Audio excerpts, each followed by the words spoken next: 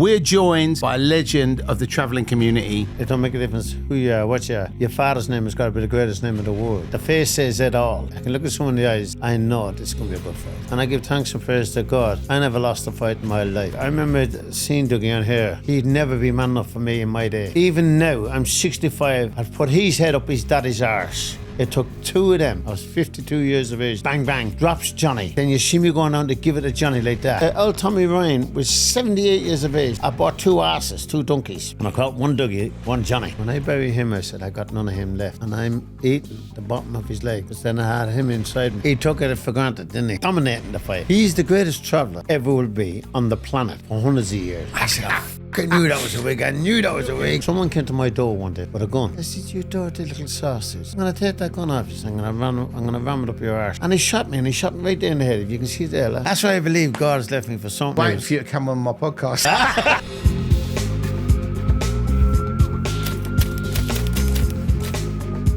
Welcome back to the Criminal Connection podcast, and this episode is proudly brought to you by Betovo. Before we get stuck into this week's episode, we're going to give a big shout out to our sponsors. Hey Criminal Connection crew, this is your host Terry Stone, and today I've got something truly important for you. We all like diving into the dark side of crime stories, but have you ever thought about how your personal data can be out there for anyone to find? Well, I've got a way to protect you, thanks to our new sponsor, Incogni. Let me set the scene. You're scrolling through your inbox and you're being bombarded by spam, shady offers, and God knows what else. Or worse, you're getting calls from people that have too much of your own personal information. Scary, right? Well, that's where Incogni comes in. They're a personal data removal service that works tirelessly to get your information off those creepy data broker sites and keep it off. Imagine this. You sign up and Incogni do all the heavy lifting for you, contacting data brokers and getting your details removed from private and public databases. No more worries about your data being sold, resold, or exposed. Incogni uses privacy laws like GDPR and CCPA to make sure your information is deleted and it stays that way. This service is a game changer for anyone who's had endless scam calls and emails. It's easy, it's automated, and it works across the US, the EU, and even Canada. Trust me, I've already signed up and I'm loving the peace of mind. And here's the best part, Incogni has hooked you up with an exclusive deal. Use the code below, Podfather, and you'll get a massive 60% discount on your yearly plan. Head over to incogni.com/Podfather to claim your discount. That's right, 60% off. Don't get much better than that. So whether you're worried about cybercrime, tired of being spammed, or you just want to take control of your personal data, Incogni is here to help. Protect yourself and your privacy today. Head over to incogni.com/Podfather and make sure you use the code Podfather to get started. As always, stay curious, stay safe, and stay private with Incogni. Introducing a proper raw men's fashion brand that has untamed energy inspired by relentless warriors while remaining cheeky and rebellious. Simeon Saboteur is not just about style. This brand is a movement and a rebellion against the ordinary. This clothing is crafted for those that face life head on.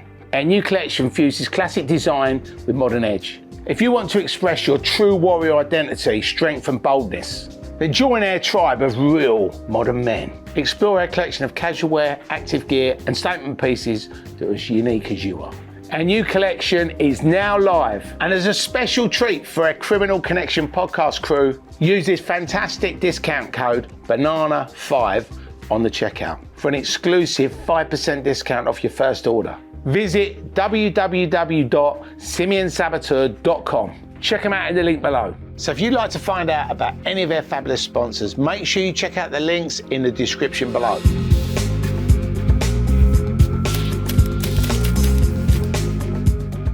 Welcome back to the Criminal Connection podcast, and today we're joined by a legend of the travelling community.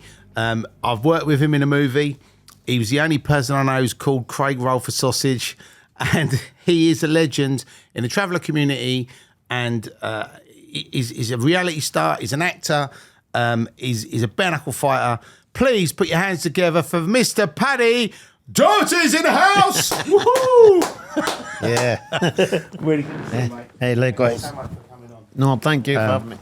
Yeah, so, I mean, I'm sure everybody that's listening or watching this podcast will know you are Paddy, but if they don't, I'd love to get a little bit of background, obviously on the Doherty family, and what it was like being born into that family, and what it was like growing up. My upbringing was beautiful, absolutely lovely. I am what I am. My name is Doherty. I'm so proud. To me, it don't make a difference who you are, what you are. Your father's name has got to be the greatest name in the world. Right. And it's like, my name is Paddy Doherty. And my father was a great man. God rest his soul. He was a fantastic man. My Uncle Patrick was the cream of the crop, you know what I mean? Yeah, and that's why I'm called after, my Uncle Patrick. Right. And you can't put nature there and you can't put a heart there. A boxer can't be a boxer. He can pretend to be a boxer, right, and he can play the part. But when he goes in that ring, he's on his own, and it's how big his heart is. Right. Me, I got the same heart as my father. It's a lion's heart I got. And I knew I had to follow my father's. I didn't have to do. My father never asked nothing. But my father knew it was in me. He was bred in me. Right. He was bred in me from the day I was born. And you get a lot of wannabes, a lot of wannabe gangsters, gobshites. Right. But I was never that type. Right. I never had the name as a blackguard. That's what everyone... I had a name like a thoroughbred racehorse. I did, honest to God. Like a big... in my day, I had a name like a Lamborghini. Right. You know, I'm a Formula One. And I just took off from there. And then all the men I ever fought was... That time I was fighting at 12 stone. I was fighting men at 18 and 20 stone. Wow. The size never meant nothing to me. Right. It's their heart. I'd always look... the face says it all, and the eyes. I can look at someone in the eyes, I know this is going to be a good fight. Right. And I know, honestly, I know this is going to be a Right. good fight. This fight's going to take long. But my fights, in my day, it was overnumbered within 20 minutes. Right. Not like 4 hours, 5 hours, 3 hours. Fuck that. You get in and you fight. And there was no such thing as call it a draw. Right. I'm not a child. And anyone said to me, we call it a draw. I said, go and fuck. Go on. You know what I mean now? A draw. I'm not a child. You know, either you win, you lose. Right. And I give thanks and praise to God. I never lost a fight in my life. In my whole life. I'm 65 years of age. And I'm 65 and I never lost a fight in my whole life. You look in great shape, Paddy. Do you still train? I do a small bit of training. You know what I mean now? Yeah. My hands is as you can see, like. Right. All them knuckles is gone. Stay at them. But they're like... Keep punching people. yeah. Well, you know what I mean now? But I enjoy life, and I enjoy life more now than I ever done in my life. Because I'm not into that fighting crack no more. I'm not into showing anyone fair play. Right. As you get older, you get more mature. Right. And as I'm getting older now, I'm getting more dickheads coming out of the woodwork wants to fight me. Right. You know what I mean? I'm retired, mate. You know what I mean? But it's relevant to people now, what age you are now. Right. You know, you get young dickheads. I'll never forget them Joyces, Dougie and Johnny. Well, look, it says it all. You know what I mean now? I remember seeing Dougie on here. And I remember, I said, look at that. He says, he can't believe a big, powerful eyes looking at him. And he's saying what he's saying. Well, there's a hole in his arse. He'd never be man enough for me in my day. Right. Even now, I'm 65. I've put his head up his daddy's arse. And not an if about it. I bet his daddy, just looking at his daddy. I'm his governor. It took 2 of them. Right. Imagine 2. I'd done a 5-mile run. I was 52 years of age that time. I'd done a 5-mile run. And they came and pulled me for a fight. And I had a fight. That's how much of a heart I have. Right. Come on, let's get on. And you see on the video, everyone, you watch on the YouTube, bang, bang, and Dougie, go on, your daughter, these bastards, your daughter, and all that shit. And then you see me, bang, bang, drops Johnny. Right. And then you see me going on to give it to Johnny like that. And next minute, half me is hanging here. Top part me, not half me, just that bit there. Just that. Because he had a pyramid ring on him. Right. Dougie had a big pyramid ring. And he hits me a shot, and that's what done that. Right. But yet, he don't show his brother knocked out in the ground. Right. Because I know he made a joke about it, saying oh, he was hungry or whatever. Yeah. But he didn't bite you. He actually hit you with the... He hit me with the pyramid ring. Right. You know? Because there's been a... I know there's a massive rivalry but in the traveller community between different families, and they obviously have these fights and stuff. Yeah. And there's been has that sort of ongoing feud between the Dohertys and the Joyces, has that been There's never an ongoing feud between Doherty and Joyces. Right. When you say Joyces, right. they're just want to. There's only 3 of them. Right. They're gobshites. Forgive me what I'm going to say. They're more like country people. Right. Even when you had him here, you hear my talk, and you hear his language is completely different. It's you know what I mean. I battered him and I've done that. It's me trying to talk English. It can't be done. Right. You know what I mean? Now, listen. They don't know nothing. They know nothing. They know how to rob people, because they have all Middlewich robbed, all the travellers. They robs all the travellers. They robs the houses and everything. They're known for robbing. The other brother, he's known for. But listen, you say that. Old Tommy Ryan was 78 years of age, and the father, Dougie, and his father gave him a beating in a pub. No, because that's why he went to jail, wasn't it? That was. What was that over? I mean, was it? Because his father slept outside. Him and Dougie's daddy and mummy used to sleep outside the car park in a van, and he went out and brought his daddy in, right, and his mummy in, and put them in the house. And then his daddy said, "Remember the old times when you were sleeping in the old van?" He said, and I took in. And Dougie took it up wrong. He said, "You know, man, who are you to say that to me?" Something like that. Anyway, Tommy was telling me, Tommy Ryan was saying, "Who are you to say this, that, do that?" And anyway, quick long story short, Tommy said, "Hold on, boys, I'm an old man," he says. Right. Man, 78 years of age. Right. For fuck's sake. Listen, the father's no good anyhow. Johnny is no good anyhow. Because I'll tell you why he's no good.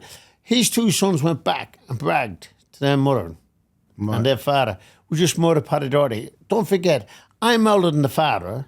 Right. Right? And the 2 of them, I was older than the 2 of them together. Wow. You know, I was 54, I think it was, 53. Yeah, because there was no context when Dougie come on air, this was obviously months before that thing happened with that guy, and I think he got that happened, but there was no context to it. It was just that he'd attacked this old guy, and then obviously got put in the jail. But it's interesting. No, that did happen. But when he was talking about you, and he was saying about the stuff when when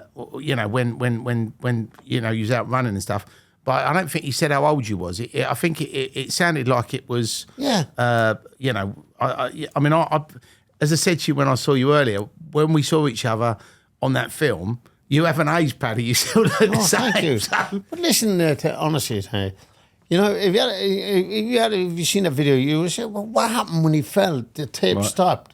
Right. Why didn't it show you when you brag? Why didn't you video your brother up in the air? Right. He couldn't. His brother was knocked out fast asleep in Walt Disney World. You know what I mean? Now, and if you look at him, he's a big pyramid ring. Anyone who wears a pyramid ring, they've got to be afraid. Because when you look at a big ring like that, it's like carrying a gun. Right. You know, you're going to do brain damage to somebody. Right. You know, all you have one belt and you're disfigured. Right. You know what I mean? You drop the eye, you punch in the skull. He's no good. He was never no good. Right. You know, his governor is the Dougie. Right. Douglas Doherty. Doherty. Douglas Doherty. Do you hear that? Right. Yeah. But anyway, forget about him because he's relevant. Yeah. But it's good to hear your side of it, Paddy, because people, go on these podcasts and they have interviews and, I mean, we had Peter Fury on here and obviously he talks about different things and Peter's had a great life. Obviously, he's a great boxing trainer.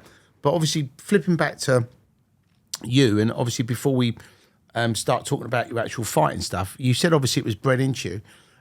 When did you actually learn to box when you was younger or did you, No. or was it just street fighting? No. Do you know how I learned? I swear my life, this is the truth. We used to go to school. And every time I go to school, it was like dirty gypsy, scuffy, smelly gypsy and all that crap. And every time I go, the teacher put me in the corner. Right. That time you go into a corner. And all day I'd be standing in a corner.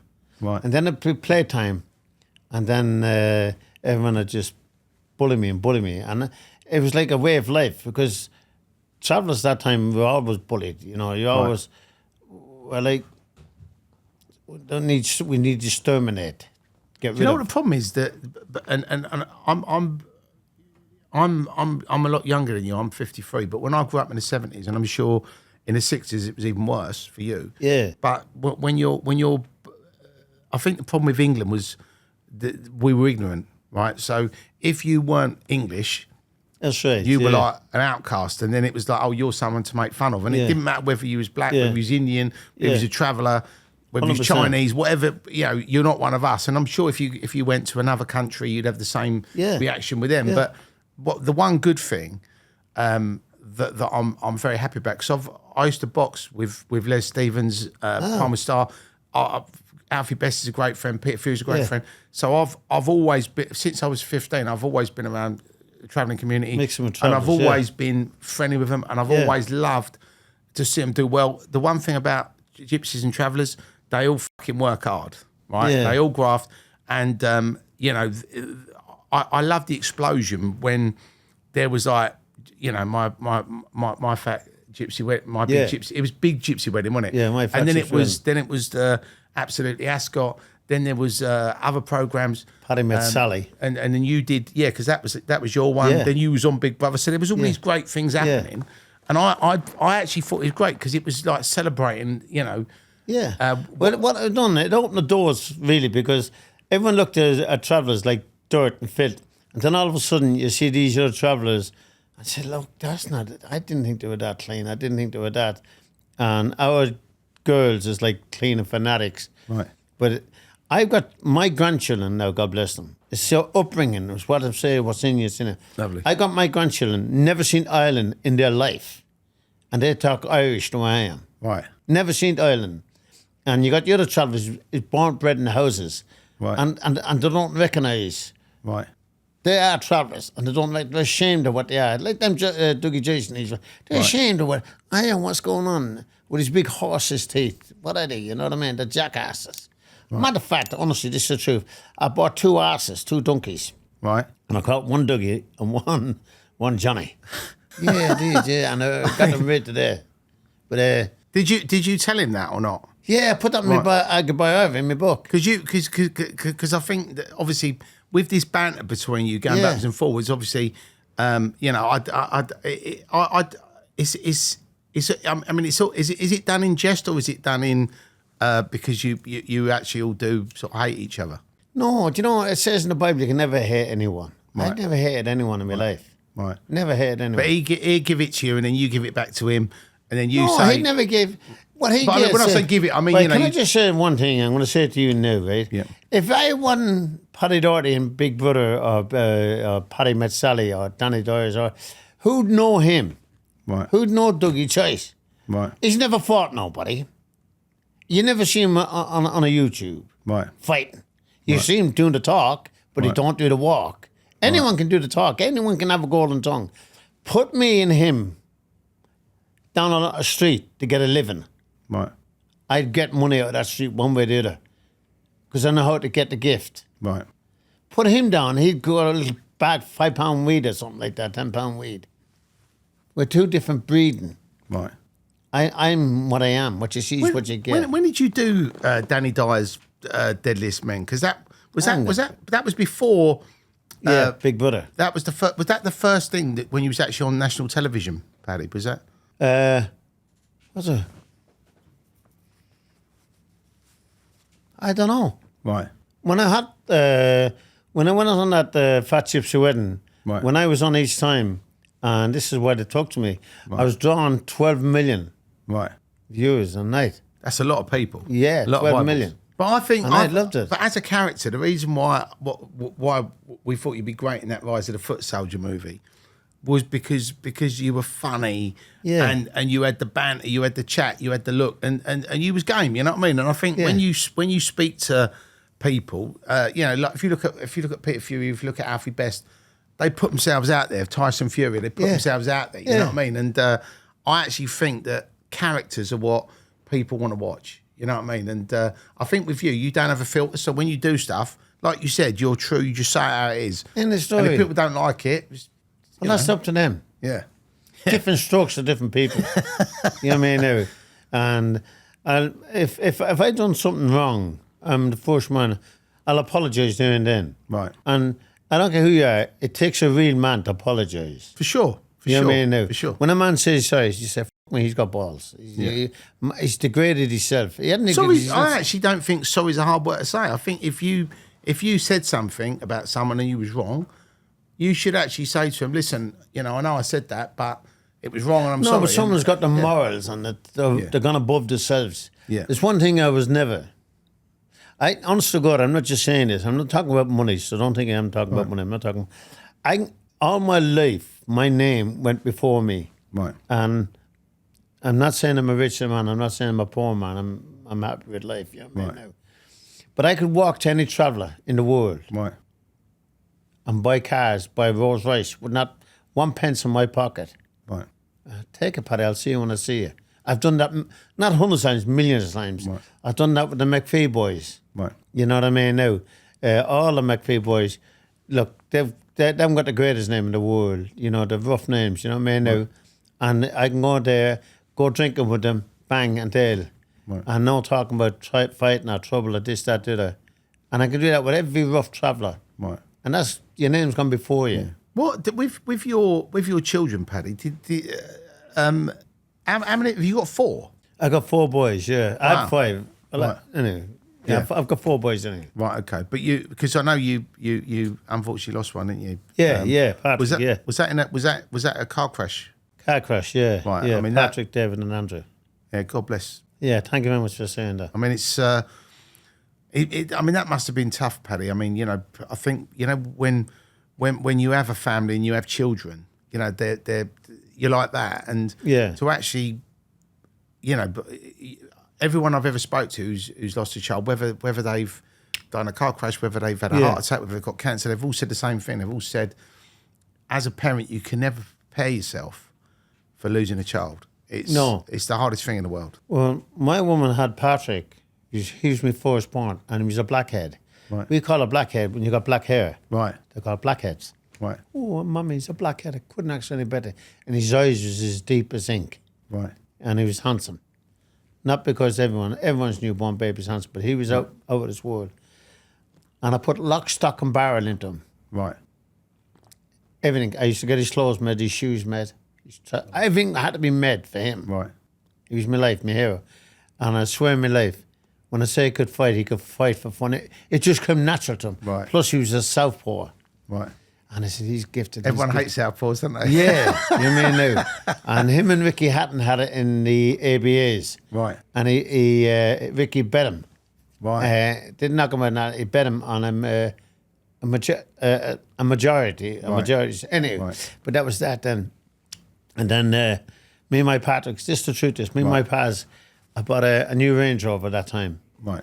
And we cleaned the Range Rover out. And he said, Paddy, I'm going on to Wigan Pier. None of my sons calls me daddy, they calls me Paddy. Right. When they were born, Paddy. Paddy, I'm going on to a rave for the night. He said, God, he said, give us some money. I said, what you want? And this is a lot of money that time. It sounds nothing now. He said, give me £50. Right.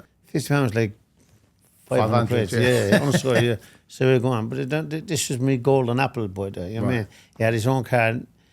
He had a nice Porsche. He had everything. Right. You know what I mean? Now, so I gave him the £50. Within 10 minutes, 15 minutes, he was gone. I get a phone call. And this time the phones was them flip-flopped. I remember they just come out. And everything would just come out. I used to always get. Right. And he said, Paddy, your son is dead. I said, go away, you fucking idiot. I says, how can be dead? He's only just gone and say he's sausage. Right. And he said, no, your son is dead. He said, so what? And I didn't believe it. On these slangs. So I shoved it I'm on these slangs, running up and skinning up these slangs. And there was 4 of them. There was 3 of them in the motor. And I said, we got 2 dead. Right. And he said, no, that's it. And I said, what, they got 2 dead? I said, no, there's 3 in the motor. And he said, no, there's only 2.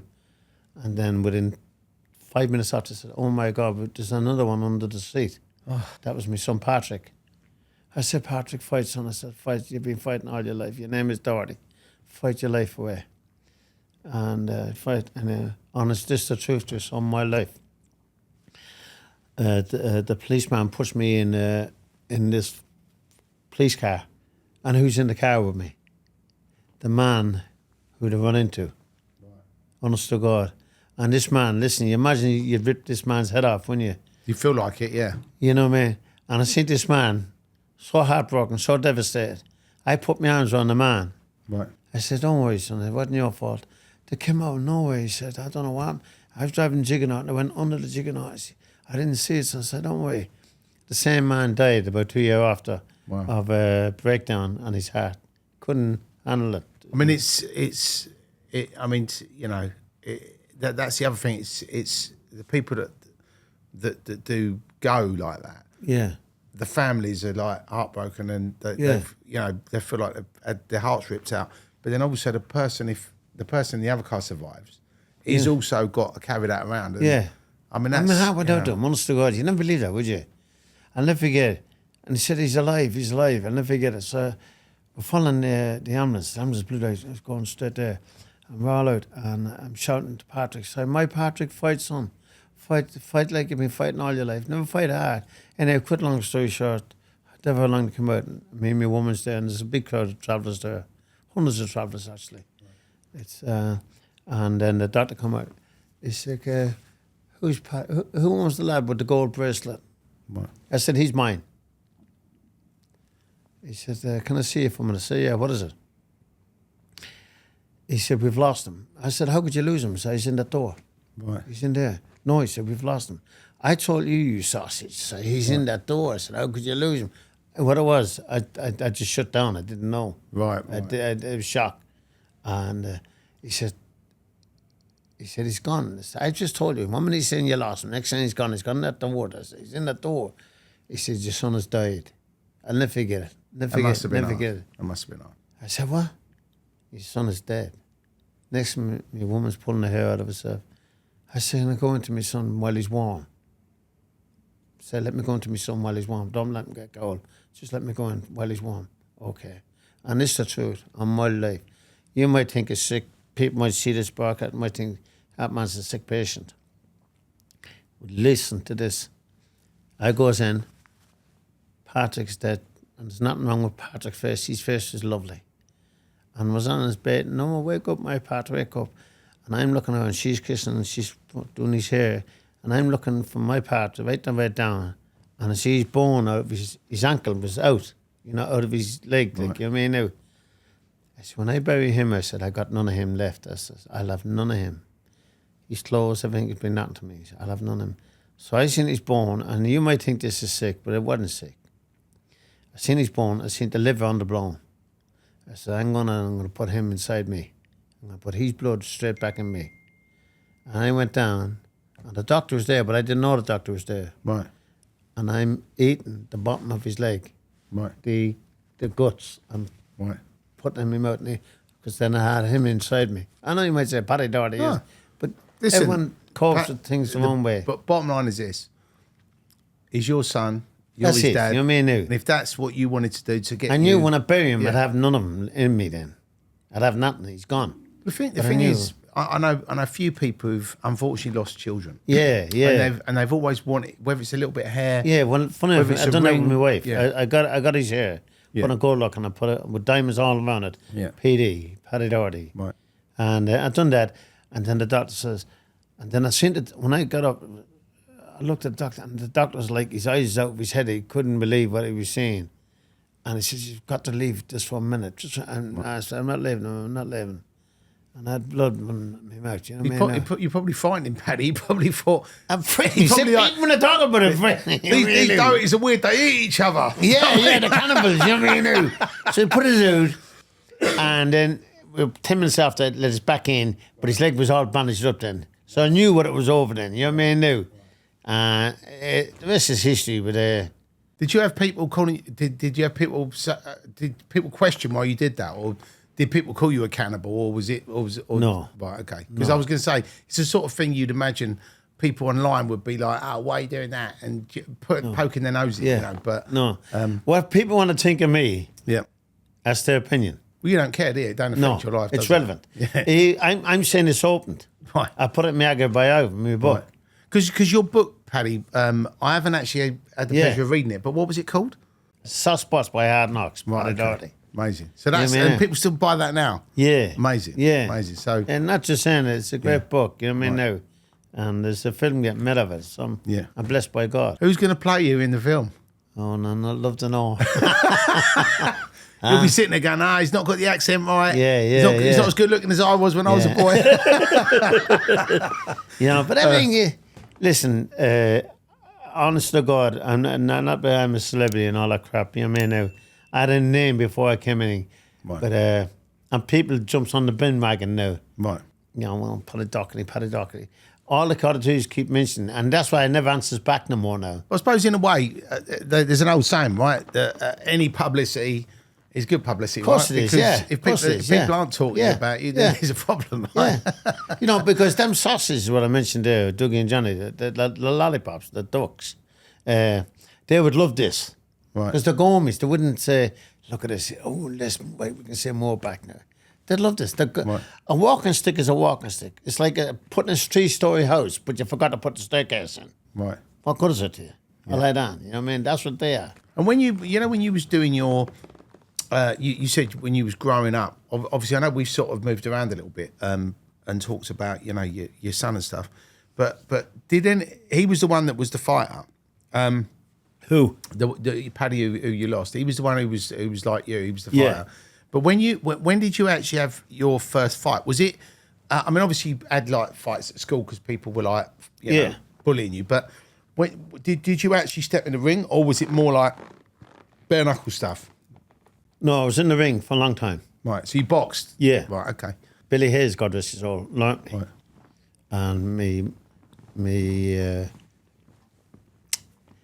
And it was my brother's father, David Right. Quinn. He was like my father. You know what I mean? Because Quinn was a great fighter, wasn't it? Was it Anthony? Was it No. Dave? Dave? Which Martin. one?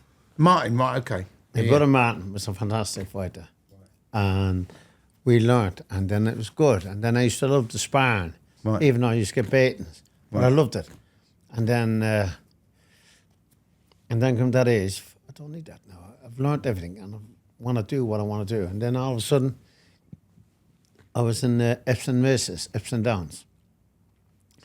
And such a person pulled me up for a fight. I said, let's get in the ring.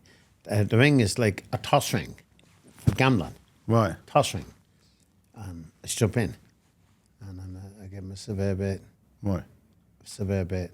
And then people said, no, not in the ring. Let's get out in open ground. Right. Yeah, let's get it on. But that time, you wouldn't train for the fight. You'd have to be fit all the time. Right. Because I come up and I pull you. I say, I heard you this, that, get your arse out here now. And you get your arse down then. Right. You wouldn't say, I'll fight you next week. If you're then. drunk, you'll say, I'll fight you in the morning. Right. You know what I mean now? And I had many a great fight.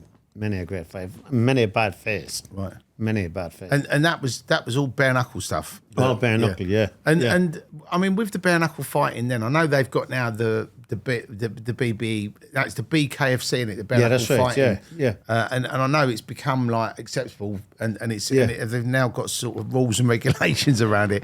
But back then it was literally. But you know, in my time, no matter how, my chin is all titanium. Right.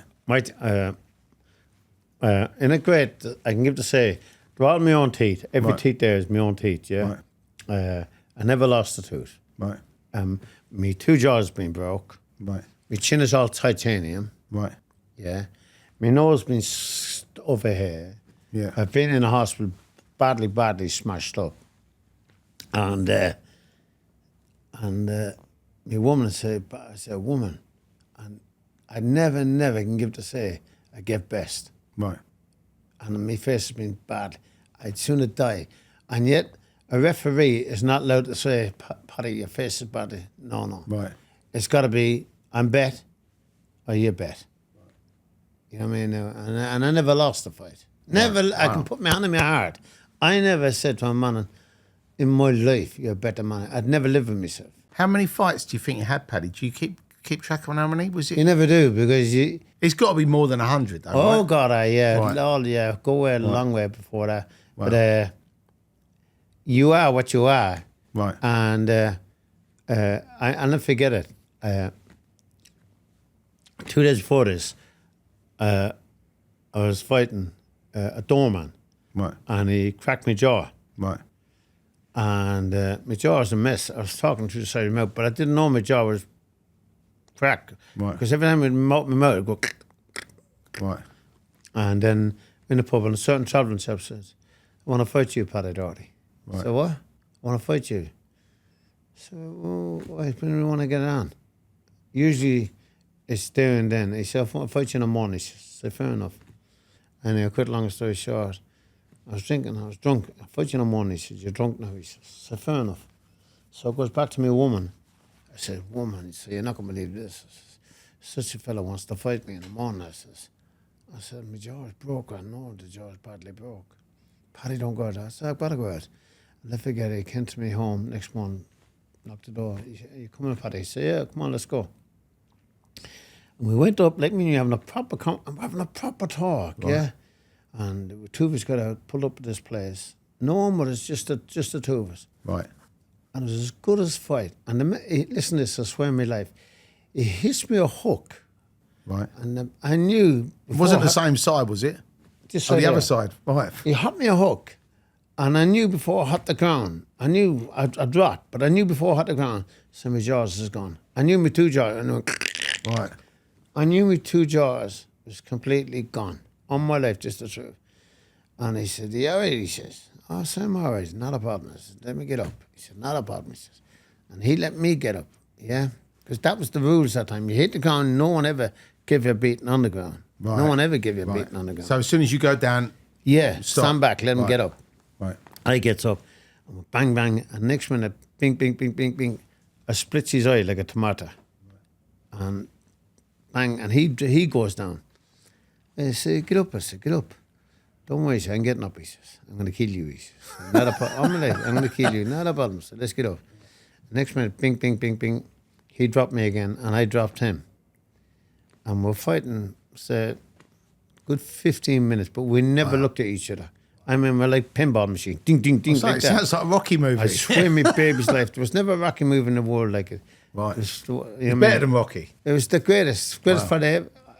A million times often thought, lots of if it was only forms out video on at that time. Right. And he said to me, listen, he said, Paddy, he says, and this is the way he said it to me.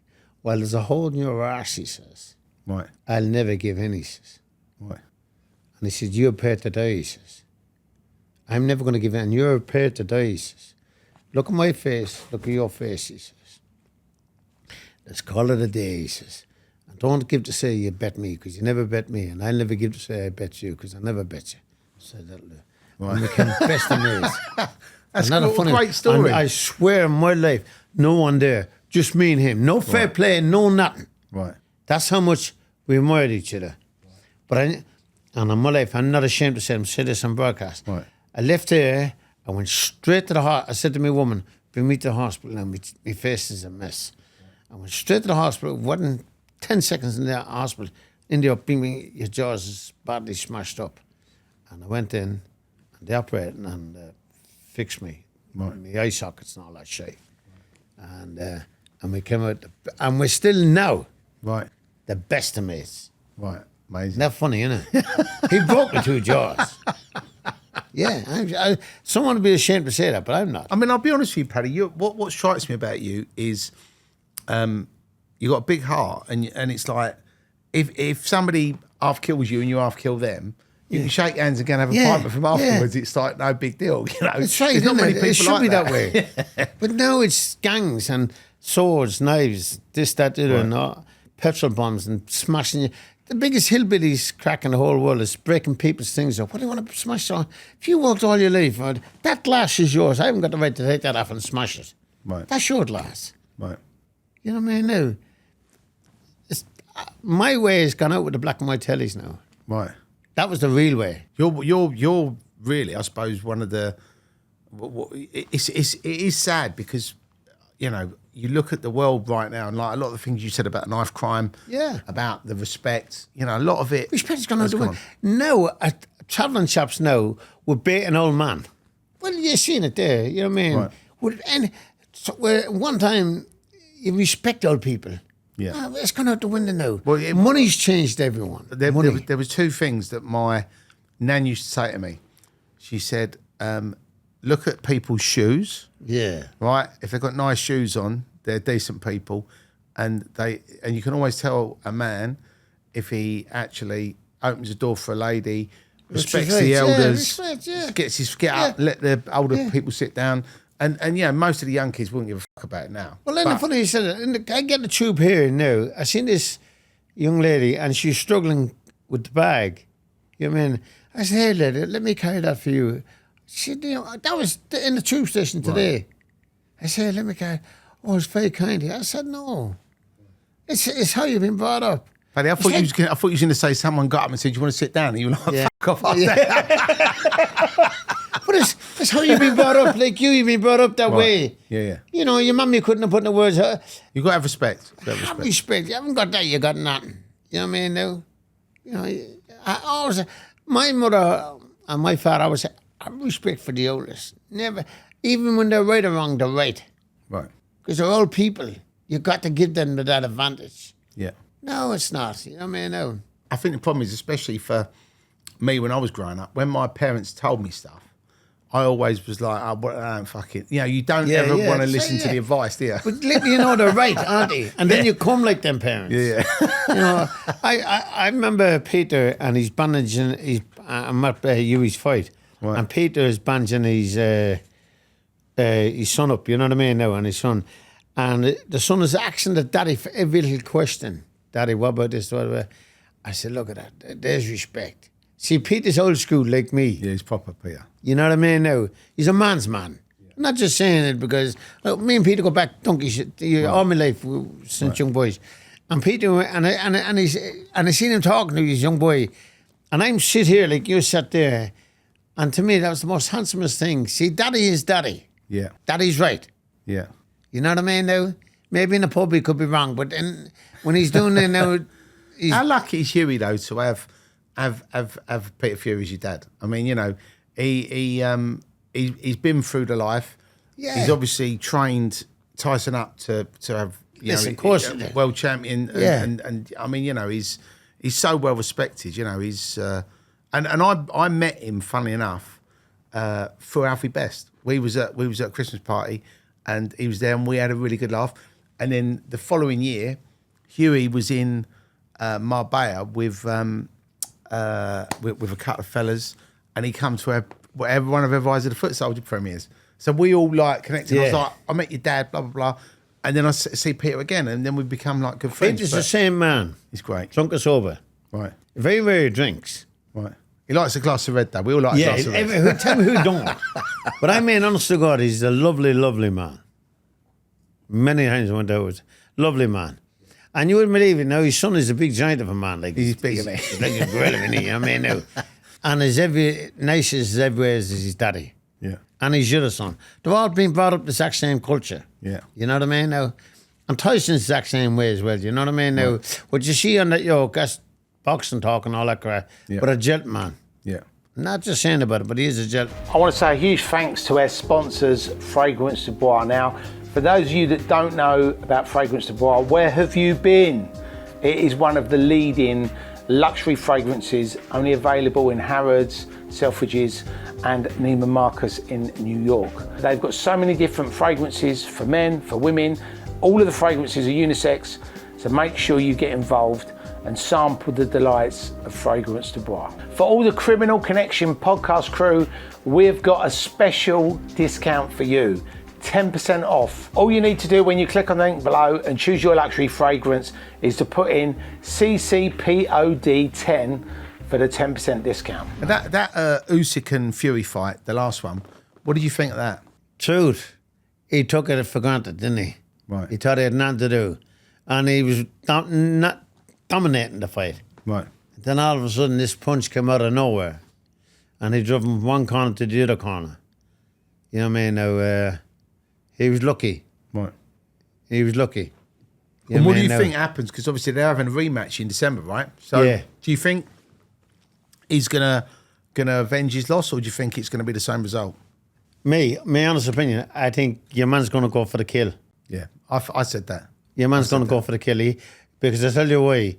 If he don't go for the kill and it goes the distance, Usyk's gonna beat him. God forbid, but if it goes the distance, Usyk knows he can take his punches now. Yeah. But I think that was that's the problem in it when you fight someone like that. He's a smart guy and he's probably at cruiserweight. He dominated. Nobody can touch him. Look what he's done. Yeah. It's never been known a lightweight to come super heavyweight of the world. It's crazy, isn't it? You know what I mean? No matter what you say, what you don't, salute him. Yeah. He's a man's man. You know what I mean now? And I think Tyson's just like too many dominating him. Too many in the corner, too many supervisors. Right. Should have been one chef and that's it, end of story. I mean, I did think that was weird when I watched it because there was a lot of people shouting stuff at him. And normally, like Sugar Hill was his trainer, isn't he? And you normally think, well, let him do it because, you know, he's the trainer. Listen, if you're training me and I'm listening to him, it's up to you to say, shut your fucking mouth. Slap me in the face, look at me. This is what you've got to do now. Right. I'm trying to listen. Do you understand? You can't listen to 4 tongues in one go. Right. I'm paying you to look after me. I'm paying you to train me. Paying you to watch me, the mistakes I'm making, or the mistake he's making, and what to do in it. Right. But if 4 of us are talking in one go, it's too much, isn't it? Right, There's too many captains. Shouldn't be one captain of every ship. And I want to wish him all the luck in the world. Yeah. Look, he's probably the best British heavyweight. I know people talk about Lennox Lewis and, you know, all other different heavyweights that we've had, but nobody really moved like him. And, you know, he's an anomaly, isn't he? He's like, he moves like a middleweight, doesn't he? But he's, listen, you know. Tyson, no, listen to this about Tyson. He's the greatest traveller ever will be on the planet for hundreds of years. Right. For hundreds and hundreds of years. There'll never be a Tyson. There'll never be a Tyson like him. You know what I mean? Now, and a traveller, man. You know what I mean? Now, and his daddy. And not ashamed to hide where he comes from. Right. You know what I mean? Now, it's like, if I'm going out for a living, I've got to hide who I am. Did you watch his TV show at Home with the Furies? No, I never did watch it. It was on Netflix. It was actually really entertaining. And it was him at home with the missus, him doing his bits and pieces, the kids, and it was funny seeing. And he actually opened up his life to people, you know, which is intrusive. Have you ever had anyone approach you, Paddy, about that? Doing like at Home with the Dohertys? No, I don't think so. There's an idea for you, Netflix, if you're watching. Yeah. Home with the Dohertys. Oh, fuck's sake. That would be one, wouldn't it? You know what I mean? No. But I enjoy life now more than ever. Right. So, and to talk to you, it's an honour. And let people know who I am, what I am. That's important. It's important for I mean, you know, we obviously had that movie thing together. I mean, what was that like for you, Paddy, actually? Because obviously you've been on a lot of reality shows, but to actually walk on a film set and to walk on a movie set, what I've never done before in my life was phenomenal. Go to a high stand and go above that again. Right. You know what I mean? Now it's the wildest dreams. Yeah. And then with yous, and then how yous, 3 yous made me feel so comfortable. Yeah. One of the boys, you know what I mean? And I didn't realise you had no hair till you took the wig off. I said, I fucking knew that was a wig. I knew that was a wig. Looking at me thinking, that geezer needs to fucking get his hair sorted out. Yeah. Honest to God, I said, he never shampooed his hair because the hair was solid, you know what I mean? And then you just took it off. And then honestly. Right. But and how you made me, when you make someone feel really comfortable, right, it's brilliant, you know what I mean? Now. And then the little fellow was the best crack of the whole lot, you know what I mean? Yeah, Roland. He's in EastEnders now. Is he in that now? Is he? Yeah. Your favourite TV show. That's the most depressingest programme. I think Coronation Street is bad. Right. Coronation Street, you got a vicar going with a vicar and all that. They're having a laugh there. Yeah? Right. And EastEnders, God forgive me, if you want to cut yourself, just watch these. It's the most depressingest programme in the world. They all go to bed with each other and it's all right. And then everyone, and there's always a murder. There's a murder. Listen, can you see one series where no one cries? Right. You've got to say, it's got to be. Just watch one. There'll never be one series. Right. Someone's got to cry. I always like watching it. I used to watch it religiously. That was actually one of the first jobs I had as an actor. I did 2 episodes of EastEnders. Yeah. And I used to watch it religiously. But I think as the world's changed, you watch less and less soaps. But I always watch it over Christmas. And there's always someone being thrown off a building, someone committing suicide, someone killing someone. Yeah. It's always like, and I always joke, you know, this is going to make us all feel really happy because it's I said, I Christmas. must live in the cafe. Never leave the cafe, I said, and I never leave the paper shop. And that pub, everyone's got to be alcoholic in that pub now, haven't they? You know, but you never hear us saying, can I run a tab? Right. You never see that one. Everyone's putting out squad of money. Oh, I've got tenors. Like, you know what I mean? Oh, it's bad. All the pubs I go in, you normally have a tab, don't you? Yeah, isn't it? You know what I mean? I do it, you know. Hey. And if they're proper boozers, you have your own mug, right? Yeah, that's the truest word you ever said, yeah, in my life. Yeah. So you know, one thing that I'd love to ask you, Paddy, you know, where you have, and I know it might not be relevant to you, but you know, when you have these feuds between these different traveller families, what actually causes the feud? Is it normally because someone's disrespected somebody, or is it because somebody has said something about somebody's family? How does it? What is it? It snowballs. Right. It's like me say, you know, it's so easy done. Say like my son or my nephew gets into a fight. Well, it escalates from there because one will go with the other one, and before you know it, you say, "Go on, kill him," and it's just say, "Who are you to say that?" And it just snowballs for the stupidest things in the world. Right. You know what I mean? Now, that's where if you get a proper fair play man, he says, right, no one telling anyone what to do or shout, go on, this, that, the other. Right. You know what I mean? Now, and that fair play man's got to be a good man. So so that's normal. That's like if you was in a boxing ring, there's a referee. Yeah. Right. Okay. What the ref says, stop. Right, shut up, yous. Let them fight. They're in there to fight. They know how to hit each other. Let them fight. But now everything's call or draw. 2 minutes fight, call or draw. Fuck's sake, I couldn't call or draw this. But and now a lot of people's putting things on the bandages now. You know what I mean? Now, Right. our way of life is gone. You know what I mean? Now, my way of life, no matter what way you broke up a man's face, how you disfigured him, Right. that ref couldn't stop it. Right. You fight, you drop in the story. You know what I mean? Now, and when I'd see blood, there's nothing. You know what I mean? Now, and they were saying, it's the truth, Jess. I'm glad you brought that up now. I remember with them Joyces, this, that, the other, and the police came, this, that, on my life, just the truth, this. And I was in the hospital, and I was morphine to fuck, you know what I mean, because of my ear. Right. It was all the morphine and everything. And my mother came, and my woman, was on. My woman came, and my brother Martin was there, God rest him. And Martin is like my soul. Right. I lost Martin, I had a breakdown, so I do a bit of damage to myself. I lost everything when I lost Martin. And my mother says, put them dirty tramps away, put them away, you press that. I say, you, and then what came then, in the meantime, was the police. Right. Oh, you tell them, Paddy. Yeah, mother, yeah. I swear my life, no such thing. It was morphine the fuck out of my head. Right. And I said, just tell the police to go away, mother, I'll do it. And the police went away.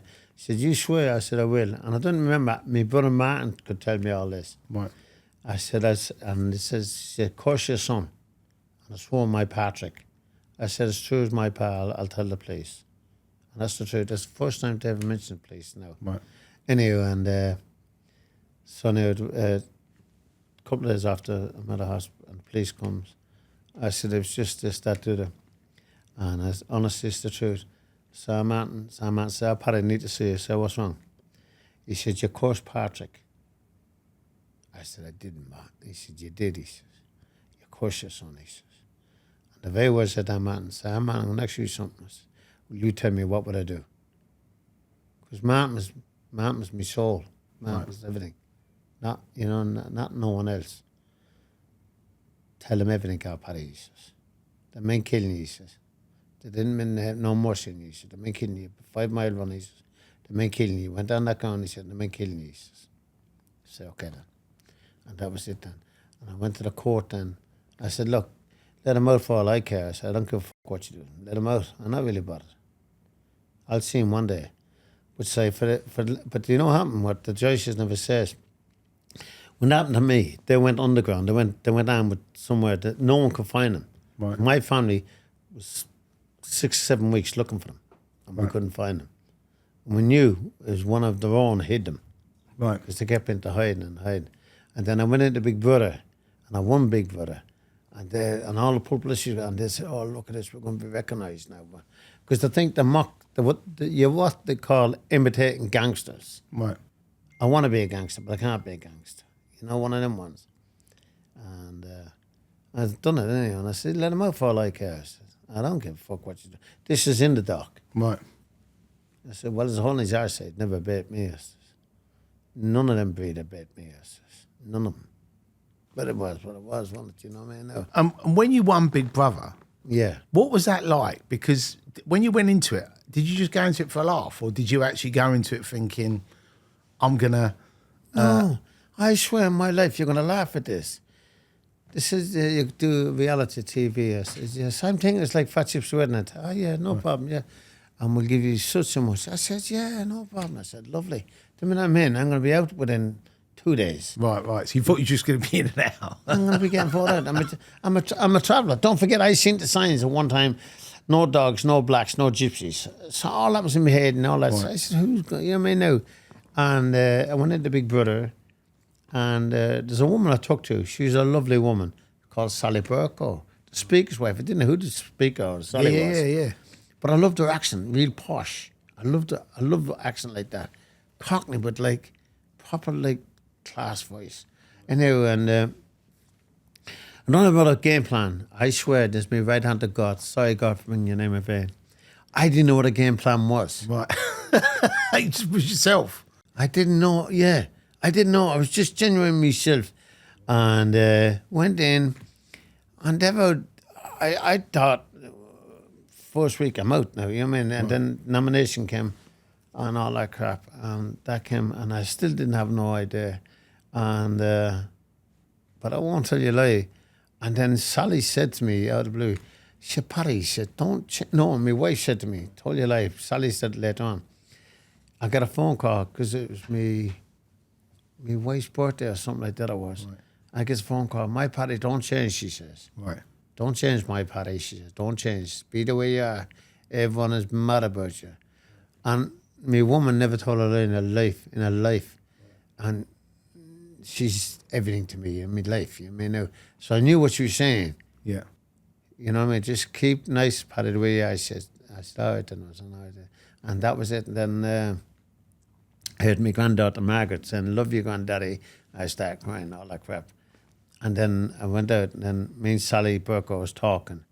And she says, I've never met anyone like you, she says. She says, you're so front forward, this, that, the other. I said, oh, yeah. She says, you're going to win, she says. This is like the first week. And then the Jed was there, and I wanted to kill them. Right. Because they were pissed, you know what I mean? And then, but you know who turned out a very good friend? I think his name is Danny. No, not Danny, what's that? He was the king of the paparazzi. Oh, the pink guy. Yeah. I don't know what his name is, but he had the pink mohican. Yeah. One nice geezer, one nice man. Yeah. Lovely man. And then when they told me, well, Kerry Katona's fully convinced she was going to win it. Right. And I believed the Jed was going to win it. Right. You know what I mean? And I'll never forget it. And just this chap was the catwalk, Vivian Weston, he's done all that. And he came in and he was playing the game straight away all the time. You know what I mean? Now, I remember I told you, I can read a man, look at his face, and I know what he's come.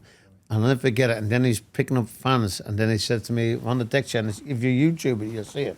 Right. And he says to me, you know, you're out of order. I said, what do you mean I'm out of order? He says, you shouldn't talk to the Jedwars like that, he says. I said, what? You shouldn't talk to them. He says, you should apologise to them. No, he says. I said, listen to me, sausages. Are we going somewhere with this?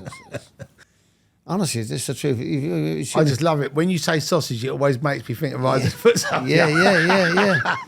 And he said, I said, listen to me, you sausage. Is this going somewhere? And he says back to me, what do you mean is this going somewhere? I said, listen to me. Now look, because you see the scapegoat there, and there where the bounces is if something happens. Right. So I said, right, I got 12 seconds there, and I got about 12 seconds there. He did one fast rap, and he's knocked out. You know what I mean? I didn't care about nothing. Right. So I gets up off my chair, off my bench, bed bench, that we call them. He gets up. Right. I said, listen, are we taking this somewhere? Are we going to a different level? And he says, no. I said, you apologize to me now. I said, I'm sorry. And I'm sorry to you. I said, but you're a lucky man. Because them 2 doors there, before the bouncer come out there, I was breaking your jaw. But and then he backed off. Right. And then we went, when that big brother, we had a party, he came a very good friend, and he told me then, I was playing a game, Paddy, he says. And it backfired on me. So don't play games with me. Yeah. And he said to me, it backfired on me. He Right. says, you shouldn't play a fucking game with me, miss. I can't take games. I don't know what games is. But I think when someone's going to front me up, Right. you'll fight, won't you? Right. You will, won't you? I mean, now you You'd have can't been, that'd been the first person who got a broken jaw on Big Brother. Thank God nothing happened here. You know what I mean, now. And listen, I swear my life, I couldn't believe, I thought when that, Right. I'm definitely getting fired out now. Right. No, they're mad about me for some reason. Thing is, though, I think, you know, when you said you cried on Big Brother, Yeah. you know, I think there's a thing where real men cry, right? And Of course, yeah. I think a lot of people, especially with mental health and depression, Yeah. a lot of people make a joke about it and go, "Oh yeah, man up," and you know, blah blah blah. It's not that bad. But I actually think if you can actually be in touch with emotions and you can cry and you can say you don't feel great. Yeah. Yeah. So when we had Ricky Hatton on, he went to a really dark place where he said, you know, Billy Graham couldn't train me anymore because his hands were done. He said, my wife wanted a divorce. You know, there's some money that went missing with his family. And he said, literally, I felt like the whole world was ending. And he said, I just wanted to get out of there. And he said, I couldn't go down a pub and tell my mates that I wanted to kill myself. Do you know what I mean? And you sort of think, I think what a lot of stuff, especially with us talking now, Yeah. it's good to let people know that it is good to talk. Honestly, I watched that story of Ricky, and it reminded me so much of myself. And then when I lost my brother, me and my brother, we got married together. We married 2 sisters. 2 brothers married 2 sisters. Our children wasn't just they were double first cousins.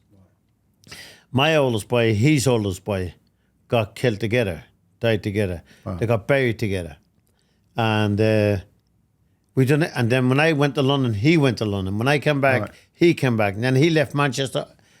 I left Manchester, and then he left Manchester. Then I went to Salford, he went to Salford. Then I went to North Wales, he went to North Wales. We were joined at the hip.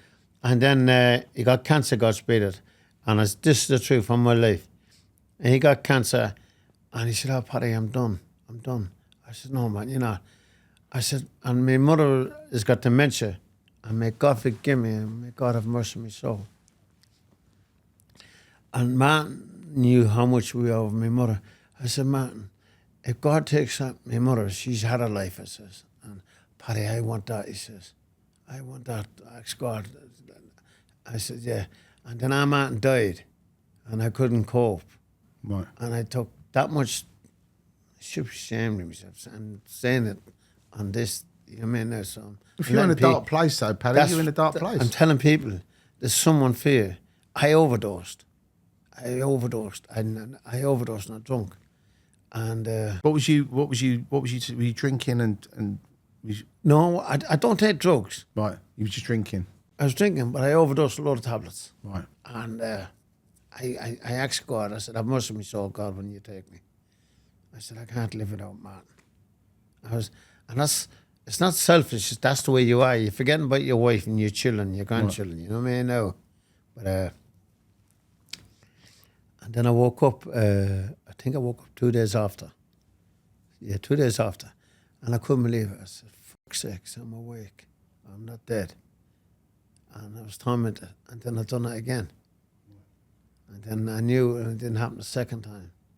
I said, it's not meant for me to go. And then I went down to Ann Martin. I was fucked up. I was just in a very bad place. And I bought 2 bottles of vodka. And I sat at the grave, and I just drank the 2 bottles and just bet the grave, punched the grave like a fool, you may know. But then I went, there's a lady called Miss Winter. She's a private psychiatrist. Right. Gives you help, you know what I mean? Yeah. I went to see her, and it's the best thing ever happened to me. I mean, now, she saved me life and saved me marriage. Amazing. What good would it be to me wife and my children dead? But you learn to live with it, but you don't forget it. You know, it's so difficult. Like when you lose somebody, whether it's your son, whether it's your mate, whether it's your brother, until it happens, honestly, you don't know how you're going to react. I thought I'd never feel pain, never in the whole world, like I felt it when I lost Patrick. Right. You know, Patrick's tattooed all of my arms. I got his face tattooed there and on my back. I thought I'd never get pain like that ever again. That pain was just unreal. It's like hot iron, and you get ironed all over, and it don't go away. And then when I lost Martin, it was the same pain back, and it's a pain you wouldn't wish on an animal. To wish on anyone, you got to be evil. You know what I mean? And for me to hate anyone, no, I never hate no one. I dislike them, but I don't hate them. I suppose that's come out of those experiences, Paddy, hasn't it? Because you've gone through that stuff. Yeah. It's made you realise, actually, you know, I might not like you, I might not agree with you, I might, you know, think you're a sausage. But, That's right, yeah. But, you know, I suppose really life is short as well. I know. Listen, God has left, listen to this one. God's left me for a good reason. I'll tell you why. Someone came to my door one day, my chalet, with a gun. He said, I swear my life, this is the truth. Pointed a gun, but he was shaking like that. I said, you dirty little sausage. I said, I'm going to take that gun off you. I'm going to ram it up your arse and take it out your mouth. You don't understand me. I'm going to shoot you dead. I'm going to shoot you shooting nobody. I said, what am I talking to you? I'm going and walk straight down the steps to go to him. Bang. He didn't shoot me at guts. He shot me with fear because I could see the fear in him. And he was that with the gun. You know? And he shot me right there in the head. If you can see there, Right. Like that. They pulled my scalp back. Wow. Bang. I went down. And you know what saved me? The doctor told me, who'd done the brain scan, the brain operation, I was 1 trillion to 1. Not 1 million, 1 trillion. Wow. To 1 to survive. When I fell on my face. And the powder, instead of the powder coming down, you know, like the powder was coming out. Right. You know what I mean? There's no blood, only big, thick trickle of blood in it, like just dots. Right. I mean, and I swear my life, this is the truth. This is I'm going to frighten you now. My woman came out, and my woman's turned me over, and she's baiting my chest. I'm out looking at, I got out of body experience now. I'm looking at my woman baiting me. I said, I'm going to kill you, Roseanne. You're half naked. Yeah. You're not worried about being shot. You're just worried about your wife. You know what I mean? So you're half naked. And what she had a, what do you call it? Like a nightie? A night coat on. A night coat. Right, Is it night coat you call them, yeah? And she had a bra, you know what I mean? With the horse that's naked. Right. So you're half naked. I said, woman, I'm going to kill you. And she bit me chest. I said, but I didn't know. I'm looking at her, but I didn't know I'm out there, out the body experience yet. Do you understand? And a fella called Busby comes over and he said, Rosanna, he's gone, he's gone. When he said he's gone, I said, I'm dead. I said, I'm not dead, you sausage. I'm here. I said, you dirty saw, I'm not dead, I'm here. And Rosanna's baiting me, yeah? And I swear my life. And then it was going like you pulled shutters down slowly, but pitched. There was darkness you couldn't see her. And it was going darker and darker. And I knew then, I'm dying now. I knew then, I'm out of the body now. And I knew it was going darker and darker. And I swear my life, I said this. I said, my God, forgive me for everything I've done.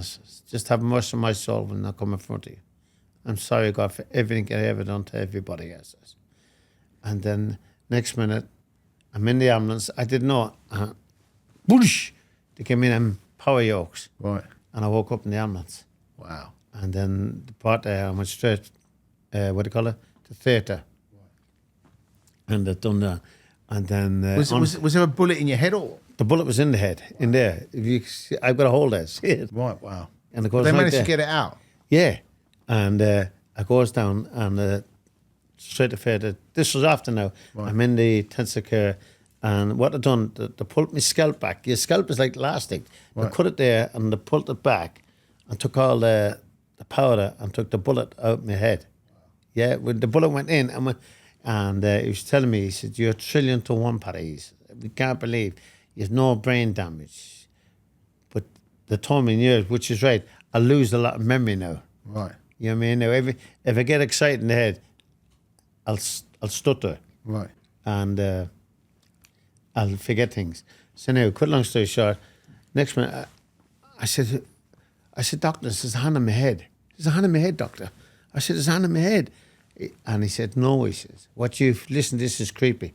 What you feel now, he says, you feel my hand on your skull, Right. cleaning your skull, he says. Wow. And all your nerves is moving. And he said, "Right, which way is it now?" I said, "It's gone over here." And he could tell me exactly what his hand was doing. Right. And he said, "That'll be there for a long time, but slowly your nerves will get used to it and it'll go away." Wow. And now, was that fucking creepy? I mean, Yeah, on my life, yeah. I'm starting to think you're like the Terminator, Paddy, because it's like Nah. you take the pills, you've been shot in the head, Yeah. you're still here. Do you know what I mean? That's why I believe God has left me for something. You know what I Yeah. mean? Now, and I've got God in my life. I was now. waiting for you to come on my podcast. Yeah, that would be a good one, wouldn't it? Obviously, after that, did you find out the guy that did it? Did you know Yeah. who it was, or was it just? Yeah. Oh, right, okay. And what was it? What was it over? Was it just you'd had a row with somebody, or And I'm with his brother. right? And anyway, and his brother died a few months after. Right. You know what I mean? And did he get arrested for that, or did he? Yeah, he got arrested. Right. Okay. I never went again him. Right. And did he? I take it he would have gone down for attempted murder, wouldn't he? Yeah, Right. yeah. Wow. I never went again him. Right. And that's what I told you. When I took that promise of my brother, of my Patrick, Right. it didn't make a difference. I was doing anything. Right. I'm a proud man. I knew then by doing that, I could never get them properly then because it all would come back to me. Right. If that was the case, they would have been disfigurement, Right. but it wasn't. So I knew nothing had ever come back because the police told me, "You do anything, Paddy, we'll arrest you." And I suppose it's that thing, innit? It's like there's no point going to jail for the rest of your life, is there? And for who? For rubbish. Right. For rubbish. Rubbish is rubbish. That's right, isn't it? You know what I mean now? And in your years of being around the sort of traveller community and these sort of bare knuckle fights and like you said, people turn up at your house trying to shoot you in the head. Yeah. What would you say is the worst violence you've either witnessed or seen? The worst violence. I mean, it doesn't have to be one of your stories. It could have just been you was out somewhere and saw something, or you I'm witnessed in a something. pub. I'm in a pub one day. It's the truth. I went to a funeral. I'm in the pub. I've gone to the bar to get a drink. This man pushed me over. Move over there, little man. I said, "I'm not little," I says. "I'm as big as you." He said, "I'd advise you," he said, "to shut your mouth," he says. "You don't know who you're talking to." So, of course, I said, "There isn't a man come out of a mother's could make me shut my mouth," I says. "Well, why don't mean you walk outside? Say, come on now." It's the truth, this on my life. I walks out that door. I said, "Lovely jubbly." Of course, to hit him. As I'm going to hit him, out comes hurley sticks. And the only beating I ever got in my life, I got beaten with hurley sticks. 3 hurley sticks. I'll never forget it the day I die. They broke my shoulder, my 2 shoulder blades, broke my arm. So I took off running. 3 of them run after me. It's the truth. I knew I'm getting murdered here now. It wasn't just because my wife was there. And my wife was roaring and shouting and screaming there. And I puts my hand. Every dustbin, there's I always get a bottle on it. Right. You know the bins on the walls that time, on the lampposts, I'm sorry. Right. I puts my hand in there. I said, "Please, my God, let me get a bottle." And what did I get? A Pepsi bottle or something like that it was. Asking you shall receive. Honestly, I broke the head of it. Right. And as they were still running to me, I run into them and I stabbed them man. I stabbed the bollocks up. I said, I'm Paddy Doherty, I don't give a fuck for this, that, the other. I'll never forget that. But the man never died, but he went to hospital as well. Right. But the minute I got back here to Manchester, Wales, I'm sorry, I was in the hospital for 3 or 4 weeks. Right. Because my 2 shoulders was broke, my collarbone of the neck or something. I don't know what a hurley stick is. Is that like No, a hockey sticks. Oh, hockey stick. Hockey stick. Right. Okay. Hockey sticks. So they'd actually already had them out, and they were. Yeah, out. Wow. Your man took me outside. I mean, he fucking walks around with a hockey stick. I mean, In the car. That's why your mum was told to go in to give it to me. Right. So it was set up. It was all set up. Right. I walks out, and as the minute I walked out, bum bum up, boot the car open, and it takes out 3 holes, fired one to your man too. Wow. How about that one? That's what you call fair. And the man with the gun, that wasn't worth a shite. Right. That was no fair. But when I seen the 3 holes sticks out, I said, you're getting severe bait and you're getting brain damage now, Paddy. I mean, actually, is that one of the reasons why you ended up sort of going to Wales, just because you didn't want to be in that madness? Because wherever you go, because you've got a reputation, you're always going to have people trying to target you, aren't you? Yeah. For whatever reason. But I always had a great name, a peacemaker and all that. And it's like Manchester's done its time now. You know what I mean? Now, principles and morals is gone there now. Money, if you're not used to money and you come out of a poor, scrubby council estate and all of a sudden you got it and you come to gangster, you think you're a gangster man.